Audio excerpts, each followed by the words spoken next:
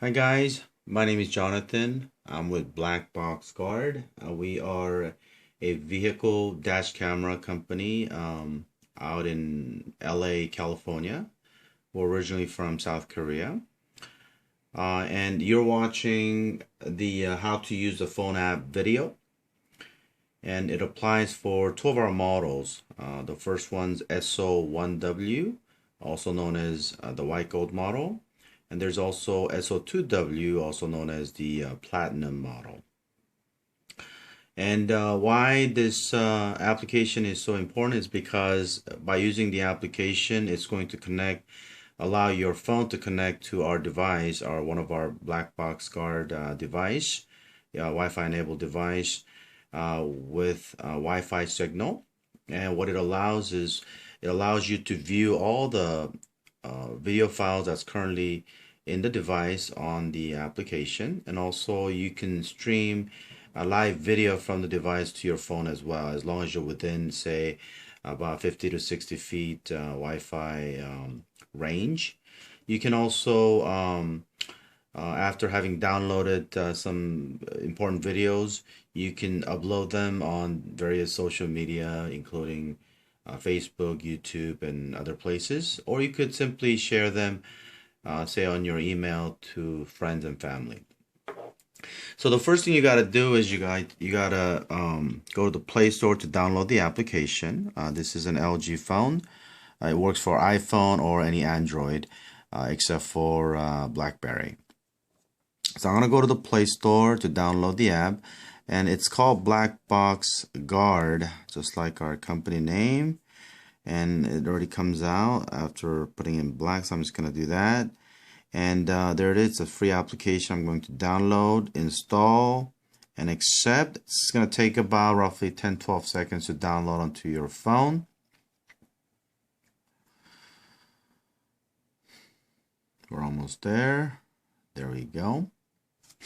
And I'm going to go ahead and open, and it's going to take us to the main page of the app. And once you're in the app, you can't go straight into setup or playback or live, because the first thing you got to do is, before using the application, you need to connect your phone, your smartphone, to the device via Wi-Fi. So I'm going to go to the Wi-Fi right here. You can see it. Different phones have different setup, but this one has it right here. So I'm just going to go long press it, turn them on. And within a few seconds, it's going to pop up BlackboxGuard, as you can see.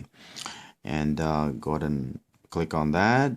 It's going to ask you what the password is. Our default password will always be 1 through 0. So that's 1, 2, 3, 4, 5, 6, 7, 8, 9, 0. Show password just in case. And I'm going to connect. Obviously, you can change your password once you've connect. You can go to our www.blackboxguard.com and go to download tab to download our viewer program, and from there you can actually change your password to whatever you're liking. If you have multiple vehicles, you could go Jonathan's car 1, car 2, car 3, or however you like to set it up. So I'm gonna now go connect, and it's obviously says connected. So I'm gonna go back out to main menu and go back into our application, and that's the way our icon looks. So I'm going to click on that. And before you go to live, the first thing you got to do to make sure they're connected, you got to go to the info at the bottom right. I'm going to click on that. And at the bottom, it's going to say Wi-Fi setup. So I'm going to go Wi-Fi setup. And you're in the Wi-Fi setup page. You need to enable the AP mode. So I'm going to go to AP mode, enable, turn them on, apply, and it's turned on. Now, if you just go back out, it's going to undo itself, and that's the way Androids are set up. So I need you to, instead of just going right back out, go to backspace, backspace, backspace one more time. That's 3 backspaces, and it's going to ask you, do you want to exit? And you say yes, exit. And you've now successfully exited the application. At the same time, you save that AP mode enabled setting. So when you go back in now, and go to the live button, it's going to right there. It's going to come out right there. There you go. Yeah, perfect. And so I'm gonna go back out, having seen that it's connected. I'm gonna go back out to. We have a few things to explain. Let's go to the setup button because that's where I would like you to go with all of your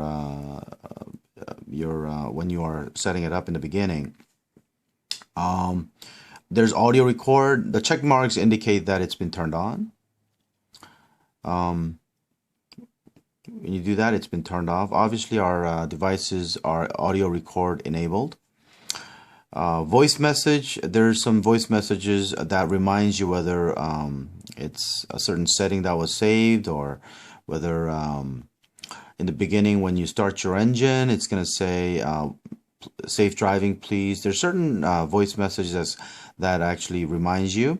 If you don't like to hear them, you could pretty much turn them off from here, or leave it on, however you like.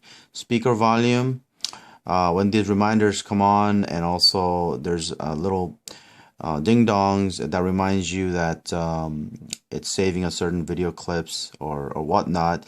Those speaker volume, you control them from here. You could also control them from the actual device themselves. Okay, there's high, normal, and low. GPS, if you want to ever turn off your GPS function, I don't know why you would ever do that, but you have that option. Sync system time, very important. Anytime you want to go ahead and connect, the first time you need to sync system time first and then apply. It's reminding you, since I have the voice message turned on, settings are saved, and now the phone or the device is synced to your phone's time of 11:23 late at night. I gotta get out of here. Hopefully I won't make a mistake this time. Now there's a format SD card. What that means is you're wiping out all of the data in the SD card. For whatever reason you need to erase all the files, then that's where you go to erase. Okay, and it's also a good idea, is what I understand, for SD cards to format the card, like say every 2 weeks or so, to prolong the life of life of the card. They say it's a good idea to do that every 2 months or a month or so. Factory default, for whatever reason, if you want to bring it back to where it originally was, that's where you go to. Now there's what's called the advanced menu. That's all the nitty-gritty selections you have. At the very top, it's going to ask you video record quality. I'm going to click on that. There's high, normal, and low. High resolution, obviously, and low resolution. Higher the resolution, the shorter it's able to record, obviously, because it takes up more memory. Lower, you're going to be able to record much longer.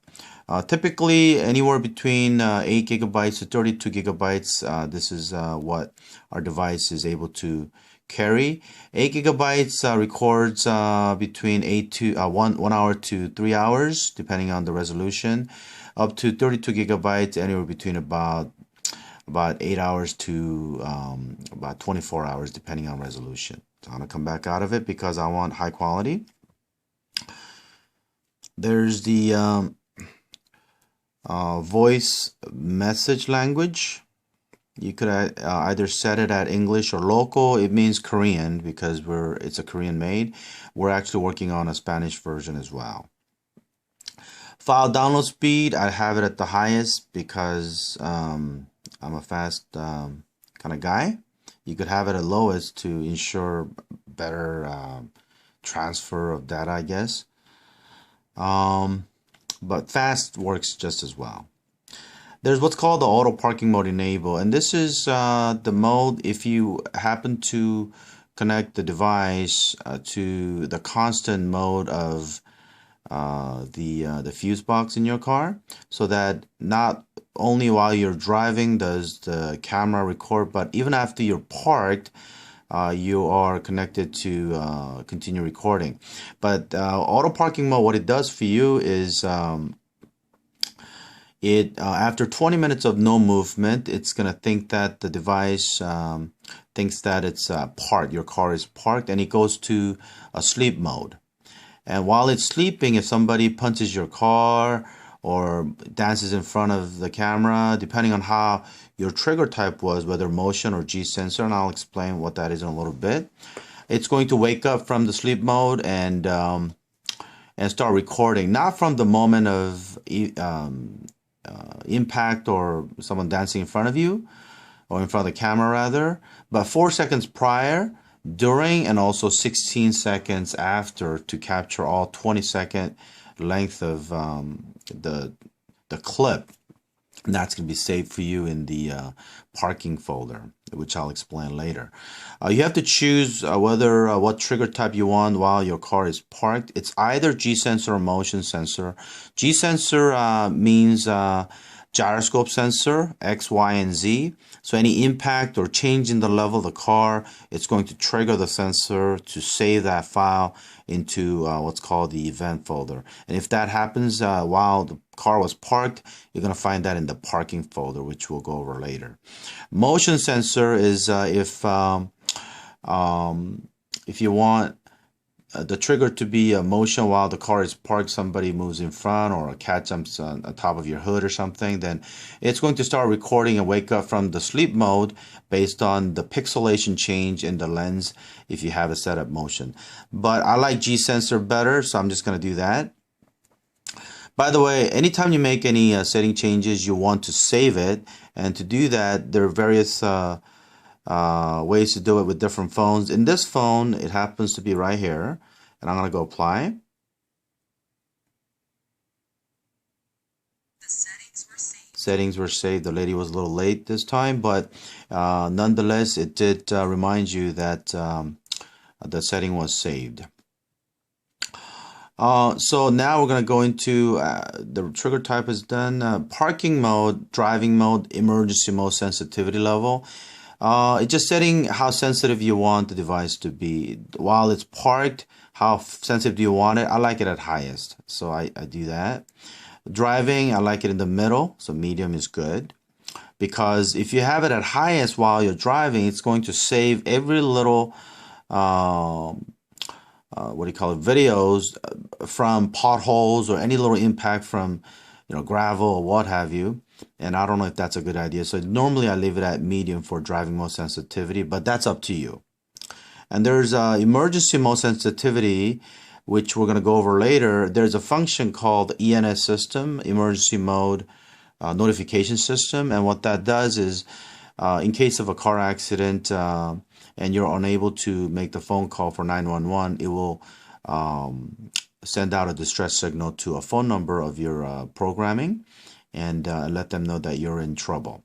And for that sensitivity, since it happens to be with safety and those things, I think it's important, so I leave it at highest.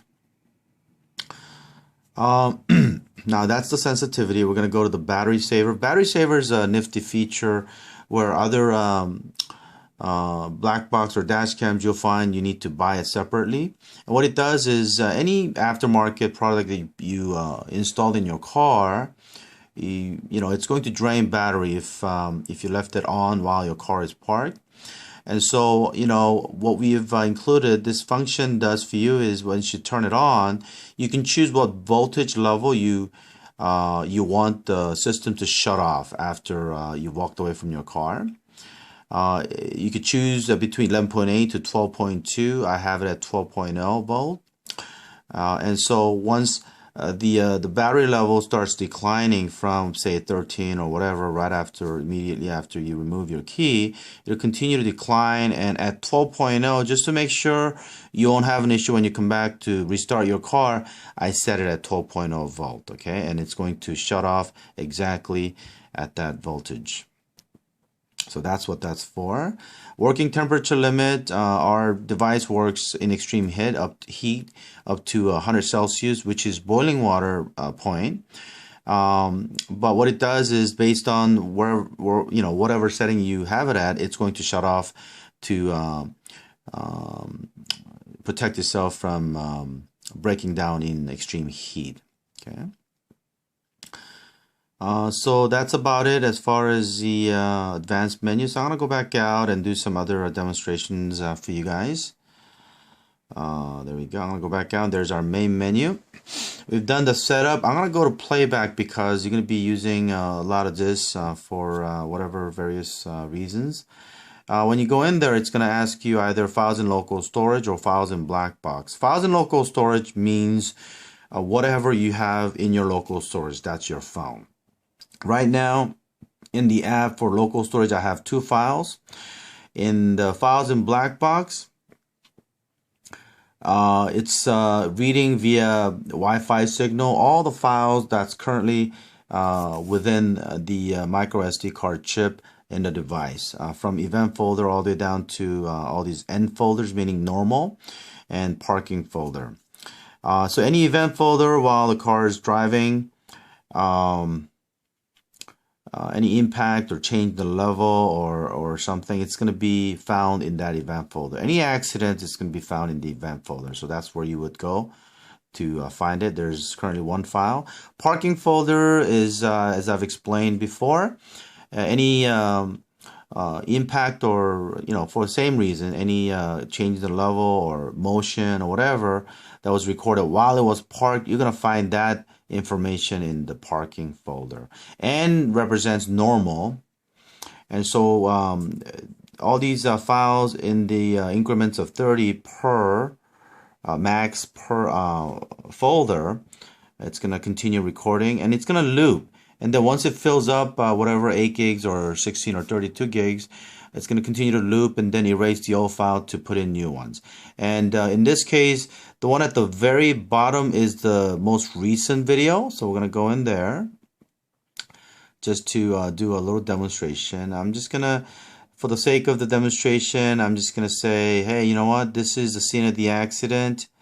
And I want to send this to my lawyer or insurance agent or my girlfriend or family or whatnot. So I'm going to download this bit of information from the device to the phone. I'm going to click download. It's going to take about 10-12 seconds. Literally what it's doing is using the Wi-Fi signal, sending this video file in the thumbnail to your phone. It says current progress 100. It's already downloaded. I'm going to go ahead and play it. There you go, that's me. And it's been recording the clip just a minute ago. And so when you look at the video, on top of it there are 3 icons. If you happen to have dual camera device, which is the SO2W model, then you could choose that, or you click on that icon to go to the back camera. But this is a single camera, so that's not going to work. If you go to the top icon, which is the GPS map, we use the Google map to indicate exactly where the video took place, but it's a GPS based on satellite receiving. And so if you're indoors, obviously it's not going to catch satellite. So we were just taking this video in my office, so it's not going to show where it happened. But if the video happened while you're driving, obviously satellite catches, and it's going to show exactly in the Google Map point of view where that took place. If it's standing still, then you'll see a little red dot. If it's moving, it's going to have a little red marker covering from point A to point B where that video took place. Now the icon in the middle, the green one, the share button, if you click on that, it's going to show you some choices where you could share that video that you just downloaded via Wi-Fi. And I'm just going to go to Gmail, because what I use. And then you can see in the screen, the video has already been attached to the email, and you'll also notice 18.8. Now our videos are pre-programmed to what do you call it? Stop at every, say, less than 20 megabyte, because Yahoo, I think maximum is like 25 megabytes you could attach to your email, and there's a certain limit for Gmail as well. So we purposely made it under that maximum. Right now here it's 18.8. So if you want to send this to say a friend or whoever, you could actually put in, I'm just going to do sales. There we go, sales at BlackboxGuard.com. And then I'm going to go ahead and send, and let's put in subject. Subject, I'm going to go test. Oops, my thick fingers. Test video. And then I'm going to send and sending message. And I'm going to have this file now in my email. So that's how it works. If you wanted to share on Facebook, you can also do that. It's very easily done. It comes out in high definition and very clear and crisp. So I'm going to go back out and go back to the, now what we haven't tried, the emergency button, and it's also known as the Emergency Notification System, ENS. And what it does for you, just to give you an idea, as I've said before, if you happen to be in a car accident and nobody's seen it, and somebody needs to call for 911 and nobody's there, and you're knocked unconscious, the device will send an automatic message to a number that you pre-programmed. So I'm going to go in there. I'm going to put in the license plate number, something random. I'm just going to go Panda 80. All right, that's my license plate number. And then I'm gonna okay it. I'm gonna put in the driver's name. That's me, so that's Jonathan. And then I'm gonna okay it. Now, the reason why I'm doing all this before I start using it is because until you've input all the information in there, it will not allow you to use this feature. So it's good to put it all in there before you start using it.